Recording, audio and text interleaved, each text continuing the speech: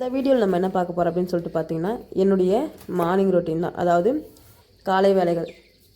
நான் எப்படி மண்ணடுப்பில் சமைச்சின்னு மாட்டு வேலையும் பார்த்துட்டு பசங்களை கரெக்டான டைமுக்கு ரெடி பண்ணி ஸ்கூலுக்கு அனுப்புகிறேன் அப்படின்றத பார்க்கலாம் வாங்க.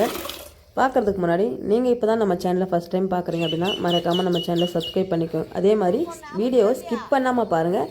அப்போ தான் நான் எப்படி என்னென்ன வேலைலாம் செய்கிறேன்னு சொல்லிட்டு உங்களுக்கு தெரியும். சரிங்களா, வாங்க வீடியோக்குள்ளே போகலாம். சிலிண்டர் காலி ஆகிடுச்சு, அதனால் மண்ணடுப்பில் செய்ய வேண்டிய சூழ்நிலை. அந்த மண்ணடுப்பில் சமைக்கும் போதும் நான் எப்படி கரெக்டாக டைம் மேனேஜ்மெண்ட் பண்ணி எல்லா வேலையும் கரெக்டான டைம் முடிச்சுக்கிறேன் அப்படின்றத பார்க்கலாம். பொதுவாக மார்னிங்கில் வந்து எழுந்து 1 ஹவர் படிப்பேன். 4:30க்கு எழுந்துருவேன். எழுந்து ஃப்ரெஷ்அப் ஆகிட்டு 1 ஹவர் படிப்பேன். ஆனால் இந்த சிலிண்டர் காலி ஆனதுனால படிக்கிற வேலை கட் ஆகிடுது, மண்ணடுப்பில் சமைக்க வேண்டிய சூழ்நிலையினால். மண்ணடுப்பில் சமைச்சாலும் அதே மாதிரி வேலை வந்து சீக்கிரமாக முடிஞ்சிருது அப்படின்றத நான் வந்து இதுலேருந்து கற்றுக்கிட்டேன். நான் எப்படி ஒவ்வொரு வேலையை செய்கிறேன் அப்படின்றத பார்க்கலாம் வாங்க.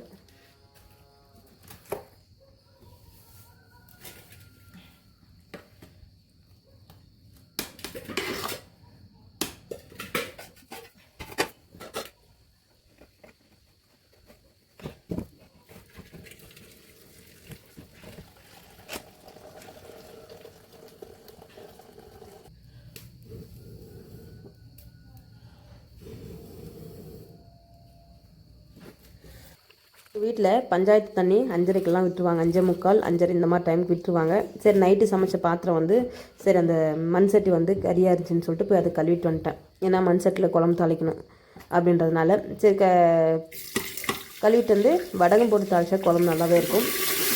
இன்றைக்கி வந்து தள்ளிக்கொட்டை குழம்பு தான் நான் செய்யலாம்னு சொல்லிட்டு ஏன்னா நைட்டே ஊற வச்சுட்டேன். நம்ம குக்கரில் என்ன கேஸ் ஸ்டவ் இருந்தால் குக்கரில் வேக வச்சுக்கலாம். இதில் வந்து சீக்கிரம் வேகாது அப்படின்னால நைட்டே தண்ணி கொட்டை, அதாவது தலைமை கொட்டைன்னு சொல்லுவாங்க எங்கள் ஊர் சைடு. ஒரு சிலர் வந்து தட்டைப்பயிர் அப்படின்னு சொல்லிட்டு சொல்லுவாங்க. அது நைட்டு ஊற வச்சுட்டேன். ஊற வச்சு நம்ம போட்டால் வேலை முடிஞ்சிடும் அப்படின்னு சொல்லிட்டு சாதம் வச்சுட்டு குழம்பு வச்சுட்டா வச்சுக்கோங்க. அதுக்கப்புறம் நம்ம வெளி வேலையும் பார்த்துக்கலாம். அடுப்பு மட்டும் எரிஞ்சால் அது பாட்டுக்கு அது குழம்பு ரெடி ஆகிடும். அந்த மாதிரி தான் கொட்டை போட்டு தண்ணி ஊற்றி வேக வச்சுட்டோன்னா இப்போ அது வேகட்டும். அதுக்குள்ளே சாதத்தை வந்து வேறு பாத்திரத்துக்கு மாற்றிக்கலாம். ஏன்னா நம்ம கறி பாத்திரத்தை வந்து கொண்டு போய் உள்ளே வச்சோம்னா வீடெல்லாம் அந்தந்த இடத்துல கறி ஆகிடும். அதனால தான் சாதத்தை மாற்றி எடுத்து வச்சிடலாம். அதுக்குள்ளே ஒரு வழியாக பொழுதும் நல்லா வெளிச்சம் வர ஆரம்பிச்சிருச்சு. அதுக்கப்புறம் வெளிச்சம் வந்ததுக்கப்புறம் சரி கட்டியும் நல்லா அந்த தட்டைப்பயிரும் நல்லா வேக ஆரம்பிச்சிருச்சு. கொஞ்சமாக உப்பு போட்டு அதுக்கு ஒரு 2 கொதி வந்தாவே நல்லா வெந்துடும். ஏன்னா நைட்டில் ஊற வச்சிட்டோம்ல, அதனால் சரி மசாலா ஆட்டி ஊற்றுறதுக்கு புளிக்குழம்பு வைக்கலாம், தட்டைப்பயிர் புளிக்குழம்பு வைக்கலாம் அப்படின்னு சொல்லிட்டு தேங்காய் வேணும்னு சொல்லிட்டு போய் தேங்காய் உரிச்சிட்டு வந்தேன். தேங்காய் உரிச்சிட்டு அப்படியே பாத்திரம் கறி பாத்திரம் இருந்ததும் சாதம் வடித்த பாத்திரம் அதெல்லாம் கொண்டு போய் போட்டேன். தேங்காய் உரிச்சிட்டு அது என்னமோ அந்த பனிக்கு வந்து உரிக்கவே முடியல, கையெல்லாம் வலிக்கிட்டு. அப்போ மெதுவாக ஒரு வழியாக உரிச்சு எடுத்துகிட்டு பாத்திரமெல்லாம் கழுவிட்டு உள்ளே எடுத்துகிட்டு வந்துட்டேன். அதுக்கு மேலே மசாலா ஆட்டுறதெல்லாம் எடுக்கலான்னு சொல்லி தான் பார்த்தேன் வீடியோ. ஆனால் பால் கறக்க வேறு டைம் ஆகிடுச்சு அப்படின்றனால அதெல்லாம் வீடியோவில் கவர் பண்ண முடியல. உங்களுக்கு இந்த மாதிரி குக்கிங் வீடியோ ஏதாவது வேணும் அப்படின்னு சொல்லிட்டு சொன்னால் மறக்காமல் கமெண்ட் பாக்ஸில் கமெண்ட் பண்ணுங்கள். எந்த மாதிரி வீடியோ போடலாம் அப்படின்றதையும் நான் அதுக்கு தகுந்த மாதிரி உங்களுக்கு வீடியோ போடுறேன். சரிங்களா, இப்போ என்னென்ன வேலை நான் செய்கிறேன்னு சொல்லிட்டு பாருங்கள். ஏன்னா அந்த பாத்திரம் வெளியே பஞ்சாயத்து தண்ணி வரல, நம்ம கழுவிட்டு வச்சுக்கோ, ஏன் ஃப்ரீயாக உள்ளே வந்து வேலையை முடிஞ்சிடும். அந்த டைமில் குக்கிங் சமைக்கிற டைம்லேயே வந்து பாத்திரம் கழுவுற வேலையை முடிஞ்சிடும். அப்படின்றனால இந்த கறி பாத்திரமெல்லாம் வெளியே டைம் போட்டு நான் கழுவ ஆரம்பிச்சிட்டேன். கழுவி டக்குன்னு கொண்டு போய் உள்ளே வச்சிடலாம் அப்படின்னு சொல்லிட்டு அது அப்படியே பெண்டிங்கில் போட்டால் அது அப்படியே நின்றுடும். அப்படின்றதுனால அந்த கறி பாத்திரத்தை அப்படியே கொண்டு போய் வச்சுட்டேன். கழுவி கொண்டு போய் உள்ளே வச்சுட்டேன். தேங்காய் உடச்சி எடுத்துகிட்டு போயிட்டேன். அப்படியே பாத்திரத்தை கழுவும் போது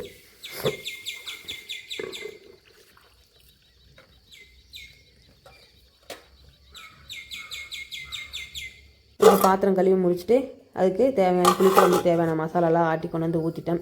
வெங்காயம், தக்காளி, இஞ்சி போடல, பூண்டு, அதுக்கப்புறம் கொஞ்சமாக மிளகு, சீரகம், அதுக்கப்புறம் கொஞ்சமாக புளி, தேங்காய் கொஞ்சமாக, அதுக்கப்புறம் அந்த தட்டைப்பயிர் கொஞ்சமாக போட்டு குழம்பு வச்சு நல்லாயிருக்குன்னு சொல்லிட்டு அதெல்லாம் ஆட்டி கொண்டு வந்து குழம்புல ஊற்றிட்டேன். அதுக்கப்புறம் பால் கறக்க ஸ்டார்ட் பண்ணிட்டேன். டைம் ஆகிடுச்சு. முன்னெல்லாம் வந்து பால்கார் அப்பப்போ எடுத்துகிட்டு போடுவாங்க. கரெக்டாக 6:30க்கெலாம் வந்துடுவாங்க. 6:30க்குள்ளே பால் கறந்து முடிச்சிடணும். ஆனால் இப்போ வந்து அவங்க கூலிங் சென்டர் போட்டுட்டாங்க அப்படின்றதுனால 7 மணிக்கு தான் வராங்க. அதனால் 6:30க்கு பால் கறக்க போனால் சரியாக போயிடும். கரெக்டாக 6:30க்குள்ளே சமையல் வேலையை முடிச்சிட்டேன்னா சமையல் வேலையை முடிச்சுட்டு வந்து பால் கறக்க ஆரம்பிச்சிட்டேன். ஏன்னா 4 மாதம் நம்ம பால் கறந்துட்டு போய் நம்ம சமைக்கணுன்றது வந்து சாத்தியமில்லாத வேலை. கேஸாக இருந்தாலும் சரி, அடுப்பாக இருந்தாலும் சரி, 7 மணிக்கு மேலே போய் சமைக்கணும், 7:15 மேலே ஆகிடுது. நம்ம பால் கறந்து அவங்க மருந்து ஊற்றிட்டு போகிறதுக்குள்ளே 7:15 மேலே ஆகிடுது. அதுக்கு மேலே சமைக்கணுன்றது சாத்தியமில்லாத வேலை அப்படின்றதுனால நான் சமைச்சிட்டு வந்துட்டேன். ஏன்னா 5 நிமிஷம் லேட் ஆனால் கூட நம்ம பால் கரை நிற்க வச்சு கூட ஊற்றலாம், வீட்டானே வந்துடுறாங்க, நிற்க வச்சு கூட ஒரு மாடு கறந்து ஊற்றலான்னு சொல்லிட்டு சமையல் வேலையை முடிச்சுட்டு தான் நான் வெளியே வந்தேன். வந்து பால் கறக்க ஸ்டார்ட் பண்ணிட்டேன். ஏன்னா நம்ம பால்கார் வந்த பின்னாடி கூட ஒரு மாடு நிற்க வச்சு ஊற்றலாம் அப்படின்னு சொல்லிட்டு சமையல் வேலை ஃபுல்லாக முடிச்சுட்டு தான் வந்தேன். ஆனால் இதுலேருந்து நான் என்ன ஒன்று தெரிஞ்சுக்கணுன்னா, சமையல் வந்து சீக்கிரமாக ஆகிடுச்சுன்னா நம்மளுக்கு வெளி வேலையும் சீக்கிரமாக ஆகிடும் அப்படின்றத நான் தெரிஞ்சுக்கினேன்.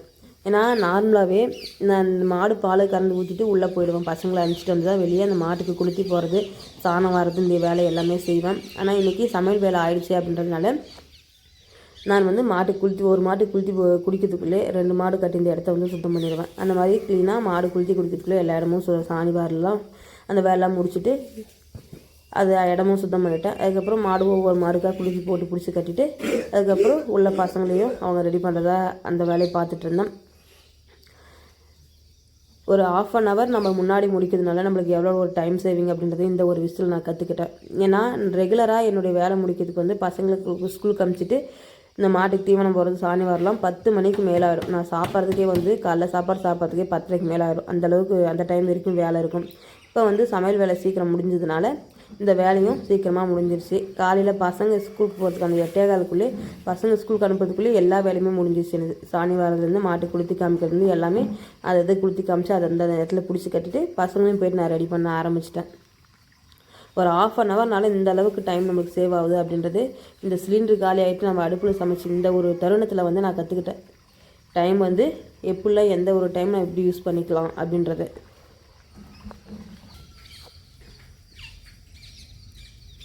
அதுக்கப்புறம் ஒரு வழியாக வேலையை முடிச்சுட்டு போய் பசங்களையும் ரெடி பண்ண ஆரம்பித்தேன். ரெடி பண்ணி அவங்கள சாப்பிட வச்சு, ஏன்னா பசங்களை காலைல டைமில் சாப்பிட வைக்கிறது தான் பெரும் பாடாக இருக்கும். சீக்கிரமாக சமைச்சிட்டா பசங்களும் நல்லா வயிறப்போ சாப்பிட ஆரம்பிச்சிடுறாங்க. அதுக்கப்புறம் மாடெலாம் குளிக்கலாம் காமிச்சு முடிச்சுட்டு வந்தேன். குழம்புலாம் நல்லா கொதித்து அது சுண்டி நினச்சி அதுக்கப்புறம் குழம்பு அந்த மண் சட்டியில் அந்த கறி பாத்திரத்துலேருந்து வந்து வேறு பாத்திரத்துக்கு மாற்றிட்டேன். ஏன்னா உள்ளே கொண்டு போய் வச்சா டைல்ஸ் ஃபுல்லாக கறி ஆயிரும் அப்படின்றதுனால மாற்றி வச்சுட்டு பசங்களை ரெடி பண்ணி ஸ்கூலுக்கு காமிச்சிட்டேன். இந்த வீடியோ பிடிச்சிருந்தால் மறக்காமல் நம்ம சேனலை சப்ஸ்கிரைப் பண்ணுங்கள், லைக் பண்ணுங்கள், உங்கள் ஃபேமிலி அண்ட் ஃப்ரெண்ட்ஸ்க்கு ஷேர் பண்ணுங்கள். உங்களுக்கு எந்த மாதிரி வீடியோ வேணும் அப்படின்றதையும் கமெண்ட் பாக்ஸில் கமெண்ட் பண்ணுங்கள். சரிங்களா?